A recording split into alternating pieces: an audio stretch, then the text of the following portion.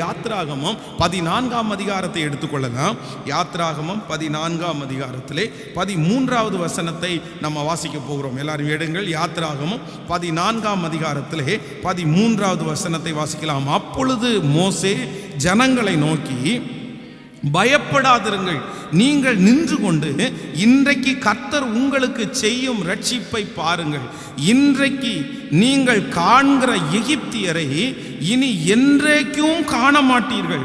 கர்த்தர் உங்களுக்காக யுத்தம் பண்ணுவார், நீங்கள் சும்மா இருப்பீர்கள். ஆமேன் சொல்லுங்கள்.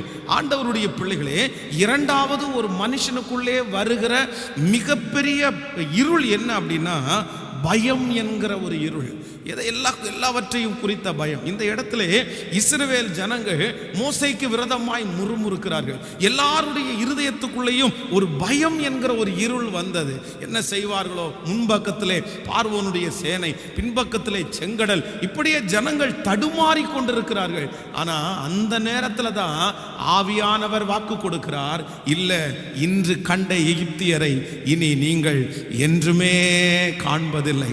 நான் என்ன நம்புறேன் அப்படின்னா, இந்த ஜெபத்தில் இருக்கிற உங்களுக்கு பயம் என்கிற ஒரு இருள் இருக்கலாம். எனக்குள்ள பயமா இருக்குது. பயம் என்கிறது கொடிய இருள். எதை பார்த்தாலும் சிலருக்கு ரொம்ப பயமா இருக்குது. என்ன, எப்படி இதை நடத்த போறேன் என்கிற பயங்கரமான பயம். ஆனா கர்த்தர் அந்த இருளை வெளிச்சமாய் மாற்றுகிறார். நீ பயப்பட வேண்டாம், கர்த்தர் நம்மோடு கூட இருக்கிறேன் என்று வாக்கு கொடுக்கிறார். எத்தனை பேர் விசுவாசிக்கிறீங்க? கர்த்தர் உங்களுக்கு அருளுகிற அந்த வெளிச்சம் உங்களுக்குள்ளே இருக்கிற பயத்தை முற்றிலுமாய் எடுத்து போடும். ஆமேன். எவ்வளவு பெரிய கடினமான சூழ்நிலையா இருந்தாலும் கர்த்தருடைய பிள்ளைகள் பயப்பட வேண்டியதில்லை. நமக்கு பயத்தின் ஆவியை அல்ல, பலமும் தெளிந்த புத்தியும் உள்ள ஆவியை கொடுத்திருக்கிறார். இன்றைக்கு இந்த ஜெபத்திலே கலந்து கொண்ட யார் பயத்தினாலே பாதிக்கப்பட்டிருக்கிறார்களோ, பயத்தோடு நடக்கிறார்களோ, நான் நம்புறேன் இந்த நாள் முடிகிறதுக்குள்ளே கர்த்தருடைய ஒரு வெளிச்சம் உங்கள் மேல் பிரகாசிக்கட்டும். எந்த காரியத்தை குறித்து நீங்கள் பயந்து கொண்டிருக்கிறீர்களோ அந்த காரியத்திலே கர்த்தர் உங்களுக்கு ஒரு அற்புதத்தை செய்து, கர்த்தர் உங்களோடு கூட இருந்து அந்த பயத்திலிருந்து உங்களை விடுதலையாக்கி பெரிய சாட்சியாய் நிறுத்துவேன் என்று நம்புறவர்கள் கரங்களை தட்டி கர்த்தருடைய நாமத்தை மகிமைப்படுத்தலாம்.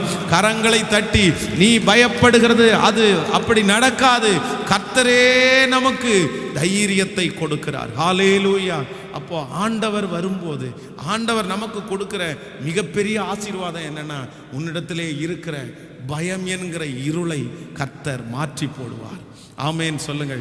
அந்த இருள் இனி உங்களுக்கு என்ன செய்யாதுன்னா இருக்காது. சில காரியங்கள், மிகப்பெரிய பொறுப்புகள் உங்களுக்கு முன்பாக இருக்கும்போது அதை நினைக்கும் போது நமக்கு பயமா இருக்கணும். ஒரு காலத்தில் சின்ன சின்ன காரியங்களுக்கெல்லாம் பயப்பட்டவர்கள் இப்பொழுது மிகப்பெரிய காரியம் அவர்களுக்கு முன்பாக நிற்கிறது. ஆனால் நான் சொல்றேன், கர்த்தர் உங்களோடு கூட இருக்கிறதுனால இந்த பெரிய காரியத்தை கூட நீங்க பயம் இல்லாம செய்வீங்க. எத்தனை பேர் ஆமோதிக்கிறீங்க? நீங்க ஆரம்பித்த காரியத்தை பயமில்லாமல் செய்து முடிப்பீர்கள். கர்த்தர் உங்களிடத்தில் இருக்கிற அந்த பயத்தை கர்த்தர் எடுத்து போடுவேன் என்று கர்த்தர் வாக்கு கொடுக்கிறார். எத்தனை பேர் ஆமோதிக்கிறீங்க? ஐயோ, நான் ஒரு பயந்த ஆளாச்சே, அந்த சின்ன காரியத்திற்கே அவ்வளோ பயந்தேனே, அவ்வளோ கஷ்டப்பட்டேனே, இப்பொழுது இவ்வளோ பெரிய காரியத்தை நான் எப்படி செய்வேன்? இல்லை இல்லை இல்லை, அன்றைக்கு நீங்க பயப்பட்டு செய்தீர்கள். இன்றைக்கு கர்த்தர் உங்க கூட இருக்கிறதுனால நீங்க அதை தைரியமா செய்ய போறீங்க. விசுவாசிக்கிறீங்களா? நான் நம்புறேன், ஆண்டவர் உங்களை எப்படி தான் செய்ய வைப்பார் அப்படின்னா, இனி உங்களை குறித்தோ, உங்கள் பிள்ளைகளை குறித்தோ, உங்கள் குடும்பத்தை குறித்தோ, உங்கள் சரீரத்தை குறித்தோ உங்களுக்கு பயம் என்கிற ஒன்று. ஆமோதிக்கிறீங்களா? அந்த பயம் என்கிற இருளை கர்த்தர் இன்னைக்கு இப்போ இந்த இடத்திலிருந்து கர்த்தர் மாற்றட்டும். கைகளை உயர்த்தி சொல்லுவோம், ஆண்டவரே, அந்த பயம் என்கிற இருள், ஹல்லேலூயா, ஹல்லேலூயா, ஹல்லேலூயா. எஸ், கர்த்தர் செய்வார், கர்த்தர் செய்ய போகிறார். ஆண்டவரே, இந்த வார்த்தை எனக்கானது, இந்த வார்த்தையை நீ நிறைவேற்றுவீர், இந்த வார்த்தையை எனக்கு செய்து முடிப்பீர். சொல்லுவோம், ஹல்லேலூயா. தகப்பனே, யாரெல்லாம் பயத்தோடு இருக்கிறார்களோ அவர்கள் பயங்கள் முற்றிலுமாய் விலகட்டும் ஆண்டவரே. ஸோ நம்முடைய ஆண்டவர் இரண்டாவதாக நம்முடைய எந்த இருளை மாற்றுவார் என்றால் பயம் என்கிற இருளை மாற்றுகிறவர்.